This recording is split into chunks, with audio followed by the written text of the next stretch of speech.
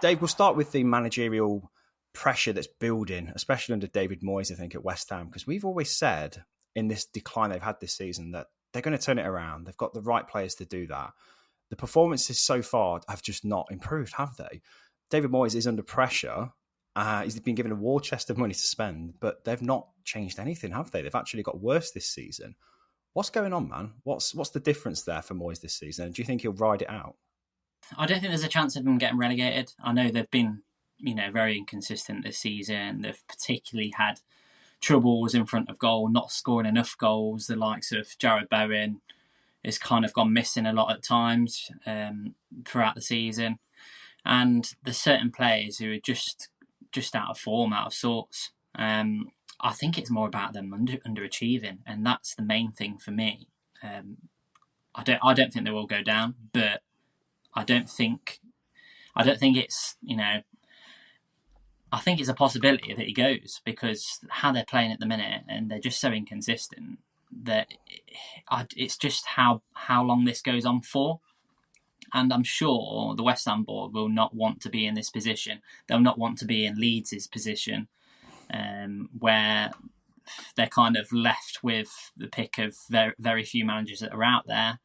They'll want to act sooner rather than later. They'll probably be looking at what Everton have done and how Everton have responded over this last couple of weeks. They'll definitely want a similar reaction.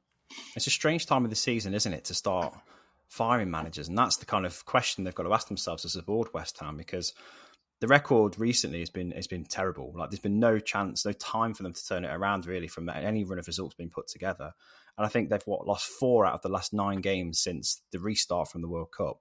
It's horrendous form. It's relegation form, isn't it? And I think the form table since December reflects that. They're right near the bottom of it, near Liverpool, funnily enough. So it's not been a great 2023 for West Ham so far. At what point do the board go, enough is enough? Because they've got Forest this weekend.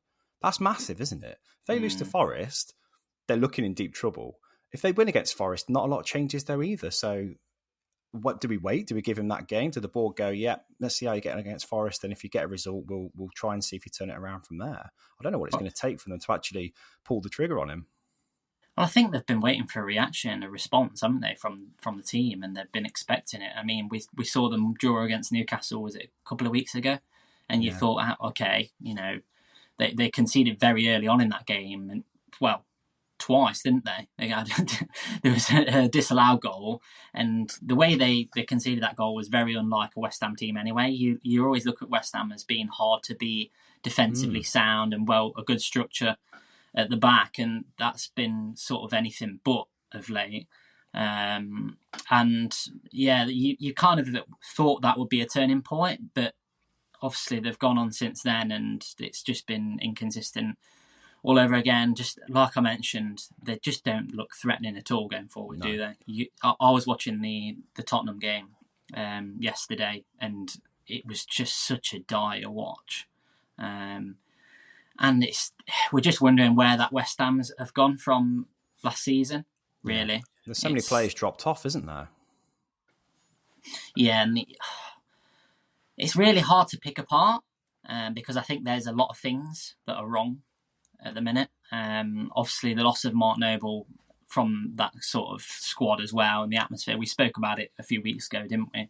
I think He was a big character to have in there, and he'd sort of piece them together, hold them together, and you've got to wonder sort of what the dressing room is like, really, because what character they've got. Declan Rice, he came out yesterday and said, it's the way we're playing, it's not good enough, and when I think the interviewer asked why they're not scoring enough goals, he didn't really have an answer for it. He just said, well, that's football, it's that. For me, that's very vague. He doesn't seem to know what the answers are. He does know what the answers are, and you're not going to talk in public about it.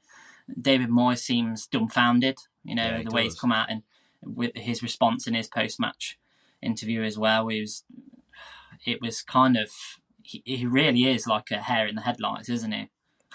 I think the West Ham of old, like you were saying, when you say of old, it wasn't that long ago. Like the last 2 seasons, really, they've kind of flirted with top 4, and they were in and out of the top 4 on many occasions, weren't they, in the sort of final third of the season, and obviously didn't have enough to sustain it because their squad was always quite small. It's not really the case anymore. Their squad's been improved by some brilliant players. What's changed in shouldn't- their play, though? It shouldn't take for them to be threatened by relegation for them to make a managerial change. Like, this is not good enough now for West Ham. They're obviously a big club with a massive fan base. Yeah. And from what they've done in the last couple of seasons, it really should be that they've been kicking on now. Like you mentioned, they've made some really sound investments in recruitment, and it's just not worked out. And it just looks to me, I just don't think the manager is the right fit. Going forward, they're too defensive for me. They look to kind of sit back, even when they had one shot on target yesterday. Yeah, it's horrendous. That's the thing. They've got no creativity and no enterprise anymore, and that's not something that's something we associate with West Ham of the last 2 seasons. It's just attacking verb, and it's just missing, isn't it? You look at the likes, obviously, Antonio had a brilliant season a couple of years ago, didn't he? He provided them with, a lot going forward. This season, he looks off it as well. I think there's a bit of animosity going on in the background there because he was denied a deadline day move, wasn't he? I think he was linked with going back to Forest. Yeah, true. I just think it doesn't seem to be a happy squad for me at the minute. I feel like David Moyes has got his ceiling, though. That's the thing. And he's always thrived when he's got a squad that is settled and there isn't a huge amount of change. And I think the last 2 seasons, we've seen West Ham come to that level where it's a squad that he's built, it's players that he trusts. And this season, they've tried to be ambitious and sign players that are, going to raise the level of West Ham's play, to raise the calibre of players they're signing, which they are. But I don't think he's comfortable with managing that kind of expectation. I really don't. He did it to Everton.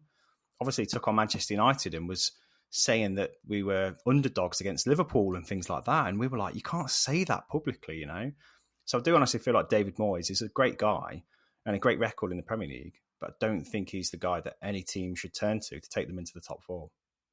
No, I fully agree. I think, like you mentioned there, I think he's got a limit to his sort of managerial capabilities. And yeah, it's all coming apart at the minute. And like I say, it shouldn't take for West Ham to be threatened with relegation to then be like, oh, well, maybe we need to make a change now. They should be comfortably in the top half of the table. All right, then when would you have turned it around then as a West Ham board? Would you have said, okay, we've gone consistently below 10th in the table, now's the time? I think you just have to look at the way they're playing, though. You don't even have to look at the table. If you if you went to each game of the last, 5 matches, and you can see a recurring trend. The players aren't performing. There's a lack of goals, and it's not an easy watch for West Ham fans at all. It's not just the results; it's the way they're playing. It's a team that's unrecognisable from last season, isn't it, really?